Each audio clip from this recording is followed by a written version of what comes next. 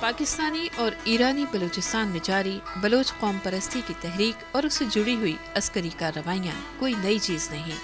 بلوچ قوم پرستی پر مبنی شدت پسند تحریکیں کئی دہائی سے جاری ہیں، تاہم وقت اور حالات کے ساتھ ان تحریکوں میں کبھی نرمی اور کبھی گرمی نظر آئی۔ اس طویل عرصے کے دوران ان تحریکوں کی قیادت میں تبدیلی آتی رہی، تاہم ان کا ایک ہی نعرہ رہا: آزاد بلوچستان۔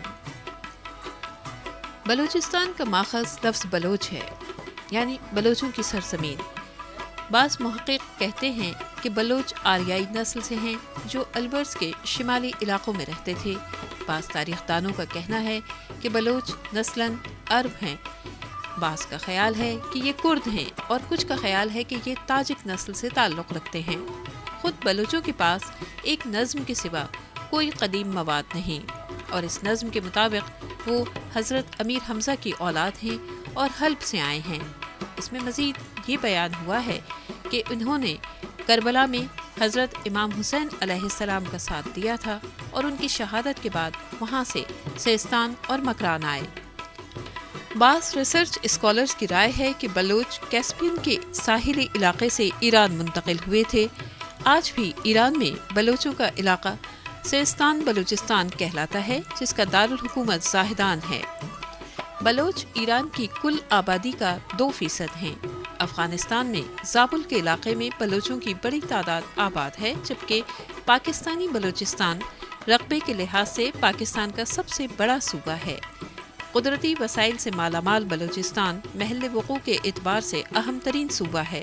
اس کے شمال میں افغانستان، جنوب میں بحیرہ عرب اور مغرب میں ایران واقع ہے۔ اس کی 832 کلومیٹر سرحد ایران اور 1120 کلومیٹر طویل سرحد افغانستان کے ساتھ ملی ہوئی ہے۔ بلوچستان میں 760 کلومیٹر طویل ساحلی پٹی بھی ہے۔ بلوچ زبان کا تعلق انڈو یورپین زبان سے ہے اور اس پر فارسی کی گہری چھاپ ہے۔ اس لیے اس رائے میں وزن ہے کہ بلوچ ایران کے راستے کیسپین سے بلوچستان آئے تھے۔ بلوچ لفظ کے بارے میں بھی مختلف آراء ہیں۔ تاریخ دانوں کا کہنا ہے کہ یہ لفظ مدین کے علاقے کا لفظ ہے، جس کے معنی ہے بلند چیخ۔ تاہم بعض تاریخ دانوں کا کہنا ہے کہ بلوچ لفظ بابل کے مشہور بادشاہ بیلوس سے مناسبت رکھتا ہے۔ چند تاریخ دانوں کا تو یہ کہنا ہے کہ لفظ بلوچ سنسکرت لفظ ہے، جس کا مطلب ہے اعلیٰ طاقتور۔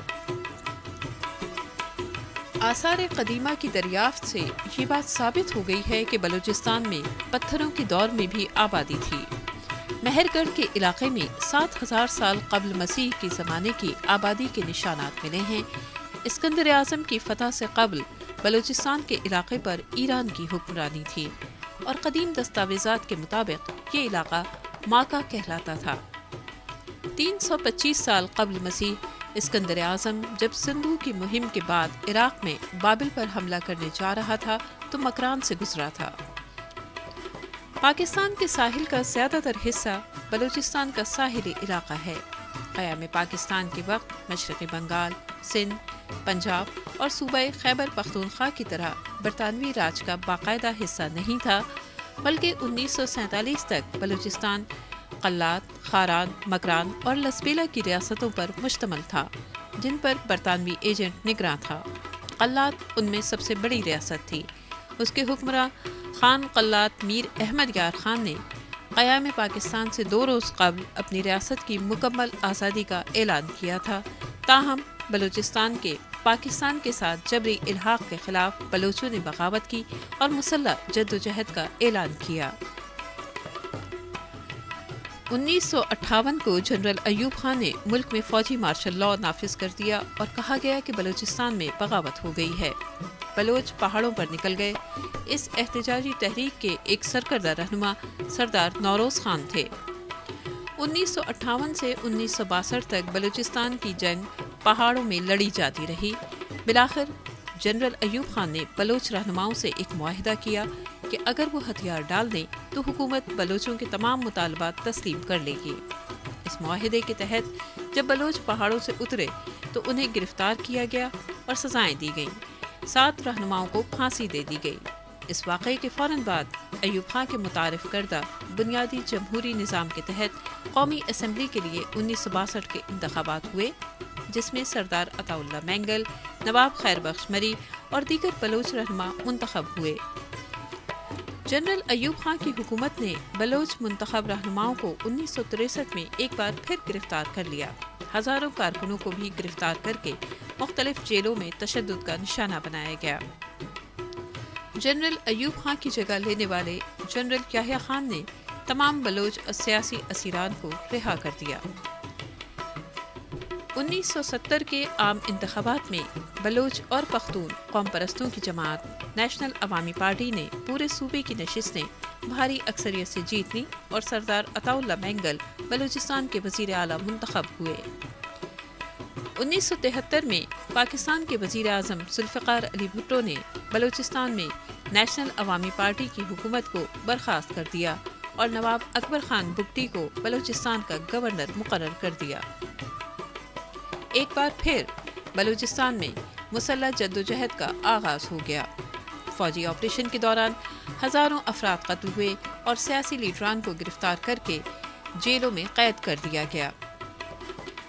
جنرل ضیاء الحق نے ذوالفقار علی بھٹو کی حکومت کا خاتمہ کر کے بلوچستان میں جاری فوجی آپریشن بند کر دیا اور تمام مزاحمت کاروں کو عام معافی دینے کا اعلان کیا۔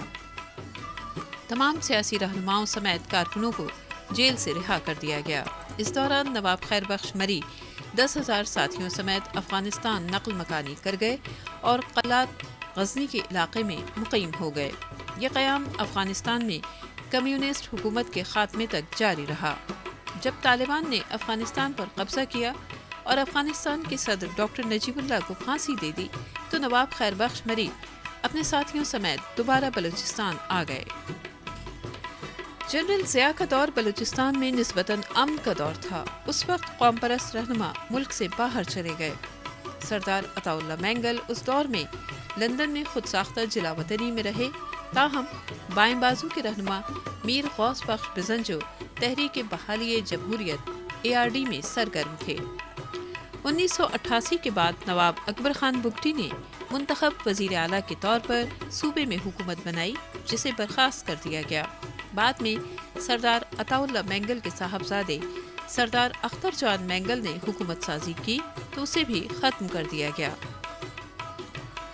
نواز شریف کی حکومت کے خاتمے کے بعد جنرل پرویز مشرف نے اقتدار پر قبضہ کر لیا۔ اس کے کچھ عرصے بعد بلوچستان میں بلوچ عسکریت پسند تنظیمیں سرگرم ہو گئیں، جن میں Balochistan liberation army, Baloch Republican army اور بلوچ لبریشن فرنٹ شامل ہیں۔ یہ تنظیمیں بلوچستان کی پاکستان سے علیحدگی چاہتی ہیں۔ اپنے قیام سے ہی یہ بلوچستان میں گیس لائنیں اڑانے، فوج اور پولیس پر حملوں اور غیر مقامی افراد پر حملوں میں ملوث رہی ہیں۔ حکومت پاکستان کے مطابق بلوچ عسکریت پسند تنظیموں کو بھارت کی مدد حاصل ہے۔ میر بالاچ مری بلوچ لبریشن آرمی کا پہلا کمانڈر تھا، جو 2008 کو پاک افغان سرحد کے قریب بلوچستان کے علاقے نوشکی کے قریب سیکیورٹی فورسز کے ساتھ ایک جھڑپ میں جاں بحق ہوا۔ 2006 میں مری علاقے میں نواب اکبر خان بگٹی کی شہادت کے وقت بھی اس غار میں میر بالاچ مری ان کے ساتھ موجود تھے۔ نواب اکبر خان بگٹی کے خلاف پاکستانی فوج کے آپریشن سے 15 منٹ پہلے اکبر بگٹی نے انہیں اور اپنے پوتے براہم داغ بگٹی کو وہاں سے ہٹا دیا تھا۔ 2009 کو 3 بلوچ قوم پرست رہنماؤں غلام محمد بلوچ، شیر محمد بلوچ اور لالا منیر کی ہلاکت پر بلوچستان کے مختلف علاقوں میں حالات کشیدہ ہو گئے اور کوئٹہ سمیت صوبے کے مختلف حصوں میں مظاہرے اور احتجاج کیا گیا۔ اسی طرح ایرانی بلوچستان میں بھی ایک بلوچ عسکری تنظیم جند اللہ ایرانی سیکیورٹی فورسز پر حملوں میں ملوث ہے۔ اس تنظیم کے بانی عبد المالک ریکی کو 2010 میں ایرانی حکام نے پھانسی دے دی۔ اس وقت پاکستان اور ایرانی بلوچستان میں مزاحمت کاروں اور سیکیورٹی فورسز کے درمیان جھڑپ کا سلسلہ معمول بن چکا ہے۔ ہزاروں افراد سیکیورٹی فورسز کی قید میں ہیں، ان میں سے بیشتر لاپتہ افراد کے لواحقین سراپا احتجاج ہیں۔ یہ سلسلہ کب تک جاری رہے گا؟ کیا بلوچ پارلیمانی سیاست کی جگہ مسلح جدوجہد سے قومی وسائل پر حق ملکیت حاصل کر سکیں گے؟ آیا ہمارے حکمراں ماضی کی طرح آج بھی فوجی آپریشن کے ذریعے مسائل حل کریں گے یا ماضی کی غلطیوں سے کچھ سبق حاصل کریں گے؟ کیونکہ پانی سر سے اوپر ہو گیا ہے اور اگر احتیاط نہ کی گئی تو یہ کشتی ڈوب بھی سکتی ہے۔ ماضی میں بھی ایک کشتی ڈوب چکی ہے جس کا نام تھا مشرقی پاکستان۔